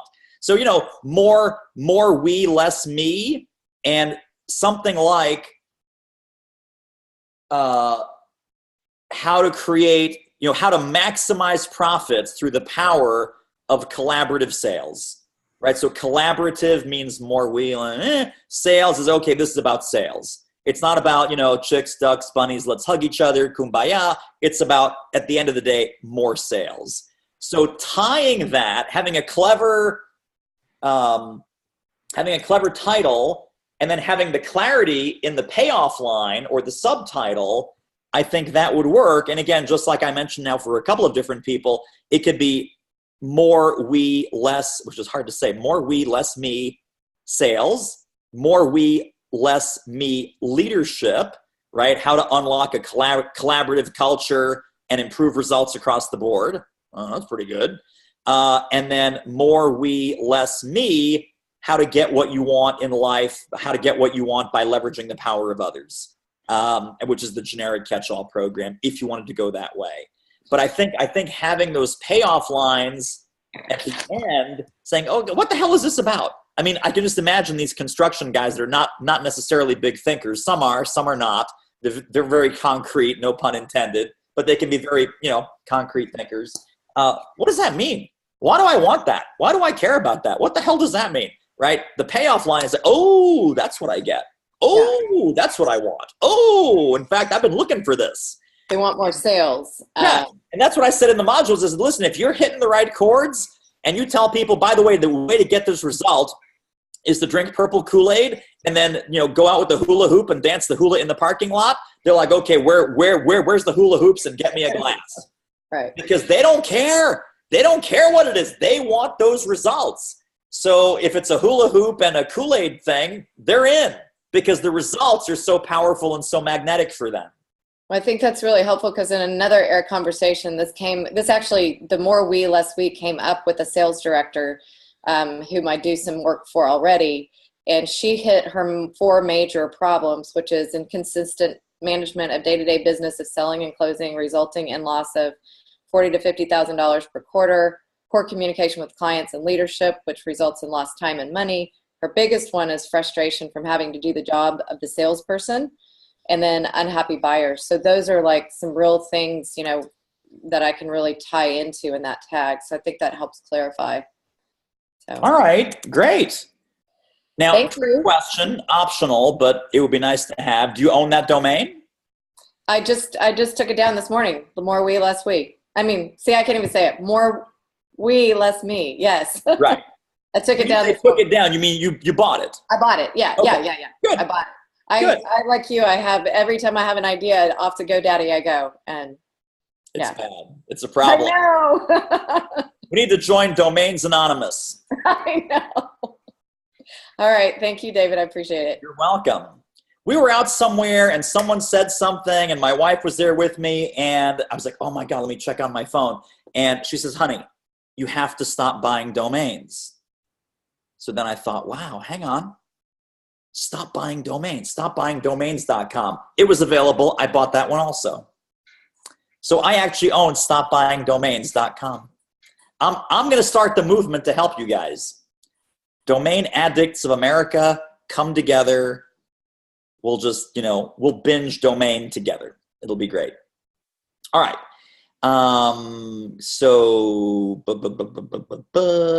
Julie asks, in developing 8 reasons, do I focus on solving the pain or selling my attributes and ability? Fantastic. So another little source of confusion sometimes. The 8 reasons to hire is you in terms of them, right? So it's what do you bring to the table specifically, but it's not about you. So the 2 mistakes that people tend to make with these 8 reasons to hire, 7 reasons to hire, 10 reasons to hire. Mistake number 1 is it ends up being 8 reasons to do my program. This is not 8 reasons to do your program, right? That kind of material goes on the 1 sheet. This is also not, 8 reasons that you're awesome.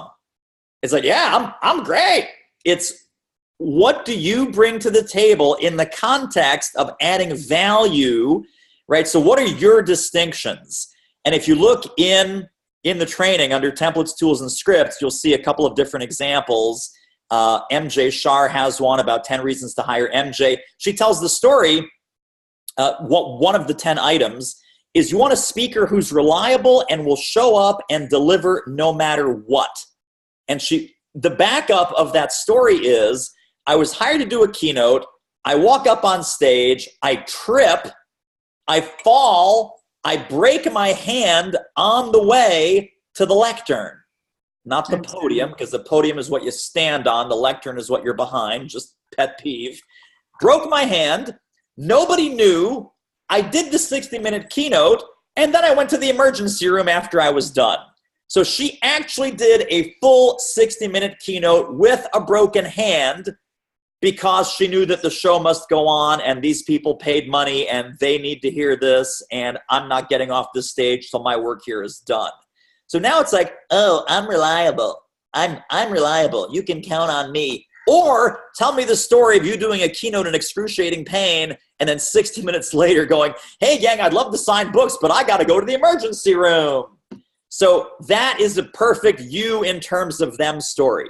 Why is she telling that story? Because you want a speaker who will deliver no matter what. You want a speaker who knows that the show must go on and your audience is priority number one. And then she has 10 more things like that, not quite that dramatic, but it's you in terms of them, and what are some of your unique distinctions and characteristics and traits that make you the speaker to hire. The other way that we look at this, by the way, is I call it setting the buying criteria, right? So it's like, do you have this experience? Do you have this expertise? Do you have this success story? Do you have this background? Do you have this, secret sauce that you bring to the equation? Even what we were talking about just a moment ago with Randy, when Randy says, I've got 25 years of experience doing this, this, and this over here in this area, I'm going to bring 100% of that to bear to help your audience because I'm now, cross-pollinating from over here, I'm bringing this. Well, why? Because that's good for your audience. Why? Because that's going to be a game changer for the way that they absorb this information. I've got the street credibility. I've got the chops. I've got the war stories. They're going to get the real deal from me because I'm applying this area of expertise to this topic over here. That should be one of your 10 for Randy in particular. But so it's that kind of thing. It's what do you bring to the table that others don't, won't, or can't in terms of audience value or client value. So look at that MJ Shar, 10 Reasons to Hire MJ, that's in the templates, tools, and scripts in the portal. I read that. That's the one to really model because she nailed it. She really nailed the essence of it and the feeling of it. So would a good way to start that, would a good starter for that be to start out each one with either you want or you need? Yeah, exactly. Or even better, your audience, right? Your audience wants, your audience needs, your audience deserves, your audience is hungry for. Your audience is, don't make it all like need, want, need. Yeah, that gets boring, right? They're hungry for, they're seeking, they're looking for real world solutions based on real world experience. And then you plug in, been there, done that, real world experience, sat in the buyer's chair, know what's going on. So anything and everything, this is not a time to be shy, but it's also not a time to brag. I hate to say this because she just gave it to us, but we're going to steal one of Christy's lines right here. More we, less me, right? It's basically me in terms of us, in terms of what does your audience get because of who I am and because of what I bring and because of what I've seen and what I've learned and what I've done, but audience-centric value is in each of those reasons. Okay. Okay. So that's that.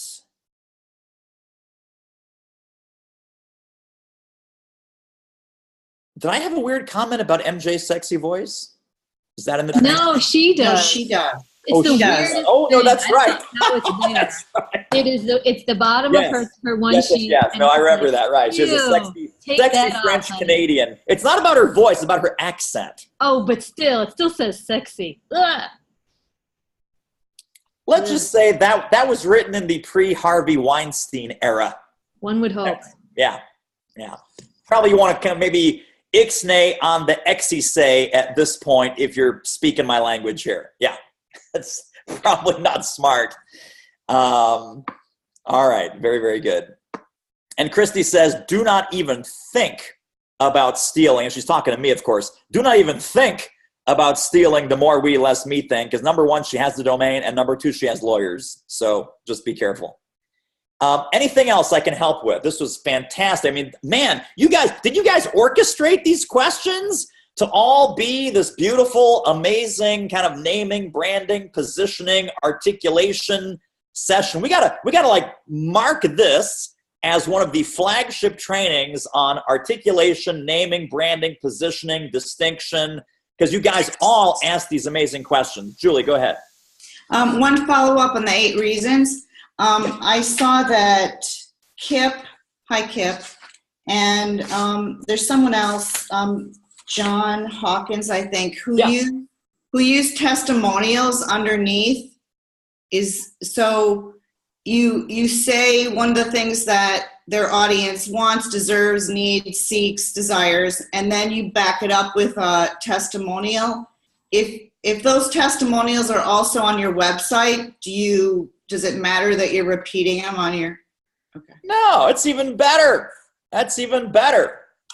And but yes, I think what you picked up on is the testimonials seal the deal, because no one, we can say we're awesome. We can say we're experienced. We can say that we've lived it, and we can say that we have amazing insights. Client says it, game over. Total third-party validation, social proof. That's what kind of nails down the value prop, saying, well, here's what your audience gets. Proof, proof, third one, proof. And it doesn't matter if they're duplicated elsewhere. And the only important thing, Julie, is that it's really a direct connect. Where people have made a mistake is they'll say, oh, I loved her war stories. I loved her experience. I loved that she was in the trenches. And then the testimonial says, great speaker. And it's like, whoa, no way. What happened to in the trenches, experience, war story? So make sure that it relates directly and supports directly what you're saying, and then pick the right testimonial to do the right job. And do you need, if you use it one time, if you use one, should you be using it on all of them? Not necessarily. Great question. If you don't have enough to go around, I would reorder them and kind of alternate. So let's say you've got 8 reasons and 4 testimonials, with, without. You don't want to have like 3 with and then 5 without, because that would be weird, but sprinkle them evenly throughout if you don't have enough for a one-on-one connection. Okay, thank you. You're welcome. Great questions. David, Patricia, yeah. I so appreciate this. This has been very valuable. I have one just quick follow-up on the testimonial, and then a follow-up on the naming of the company. So on the testimonial, you've probably seen somebody's name. So it's Daryl B or Marcia S says this. How do you feel about the person's name and or title, or is there any guidelines around that? And length of testimonial. Yes. Length of testimonial. Yeah. So Daryl B could be my dog, right? Sharon S could be my cat. You could just make these up, and it's total puffery. So I'm a huge believer, if you have them, first name, last name, company, and position. If their position is not that impressive, maybe leave that off. So I've literally had administrative assistants from Merrill Lynch say, David's program is awesome. Sandra Beachwood, Merrill Lynch. That's fine. It's like, look her up on LinkedIn. Administrative assistant. Okay, whatever. Well, was she in my audience? Yes. Was that a real testimonial? Yes. Does she really work at Merrill Lynch? Yes. Case closed. So the ideal is full name, company, and position. Position, optional, at least full name and company. At least full name and company. Otherwise, I think your credibility goes totally out the window. We could all make up, Johnny B, Fred J. Fred J said, David's the best speaker with the most hair I've ever seen. Maybe at a bald man's convention, sure. And so what I was also hearing you say is the relevance for what they're speaking about. So if I have clients that are personal one-on-one coaching, I'm going to put their testimonials in my coaching segment or speaking, then I'm going to use those. So there I'm a little bit more, I think, a little bit more leeway. If it supports the reasons to hire, or if it goes anywhere, you can be anywhere. Because I think if it's about you and it's about your value, the context in which you delivered that is much less important. So people will ask this question, well, it's more of a consulting testimonial, but it's David's mind is so sharp, he always comes up with 7 money-making ideas for every problem that we present. All right, well, do I want that on my speaker sheet? I probably do. That was a consulting client, not a speaking client. I'm not going to lose sleep over it. Was it really about me? Yes. Was it really, in their words, about their experience of working with me? Yes. Does it have a name and a company and a position? Yes. So I think you can be a little bit more flexible with kind of how that testimonial came in. But I do think that the full name and the full attribution is important. Brilliant. Okay. And then someone else asked about the naming. Thank you. Someone else asked about the naming of the company. And that was also a question I had and a sticking point. So again, great minds think alike. Yeah. So in the naming, I too, Patricia Barnett Consulting and Coaching, la, la, la, la, la. So in the naming of this, again, in the branding, it was going to be The Great Life with Patricia Barnett. I love Elevate. I love Results Mastery. We spoke a lot about Elevate, Elevate, Elevate. Any ideas on the name of the company? Is it Elevate with Patricia Barnett? Is it Elevate, Results Mastery, The Great Life? What do you see? Well, so what's your company entity name now? Patricia Barnett Consulting and Coaching. Yeah. Well, but again, remember, that's in the background, right? So we're not going to market the company name. We're going to market the market-facing keynotes and coaching programs and kind of the integrated product suite that we came up for you. Yes. The back-end stuff, that's, I wouldn't worry about that. Okay, so then what I'm hearing you say is then it's more around the, okay, I get it, because you said Do It Marketing, David Newman. So it brand is sandwich. Yes, the sandwich, the brand sandwich. So the brand sandwich. Okay, thank you. That I thought I got that, and this now I really get it. Okay, so stay with Patricia Barnett Consulting and Coaching, because that's where they write the check. But on my branding, it's about elevating results. It's about that brand sandwich, which also includes my name somewhere. Right. You rock. Thank you. You're welcome. By the way, so this is a purely bookkeeping, technical, financial problem. Even though my invoices say make checks payable to, right? And I mentioned that Do It Marketing is that's not what my bank account is in. That's not what my company name is legally speaking, even though it's a trademark. It's my market-facing brand. I went to the bank and I said, can we add a name to my bank account? They said, yeah, sure. I said, great. So it's David Newman. That's one. Accept checks for that. Unconsulting LLC. That's the LLC. You can see why I don't use it, right? And then Do It Marketing. Oh, yeah, sure. Do It Marketing. Great, right? So you DBA it. It's a trademark. It's great. Fantastic. They show the paperwork.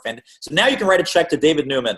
My bank will take it. Write a check to Unconsulting. My bank will take it. Write a check by mistake to Do It Marketing, even though the invoice says pay to. Doesn't matter. It was a very quick, 10-minute thing at my bank, and problem solved. Brilliant. Thank you. Bonus. Yeah. Appreciate you. That's it. # bonus time. Bonus time. Woo-hoo. All right, gang. Well, great call today. This recording, mark this down as gold. Positioning, packaging, marketing, articulation, branding, gold. And we'll talk on Thursday. Thank you, everyone. Keep doing the great work that y'all are doing. All right. Bye-bye.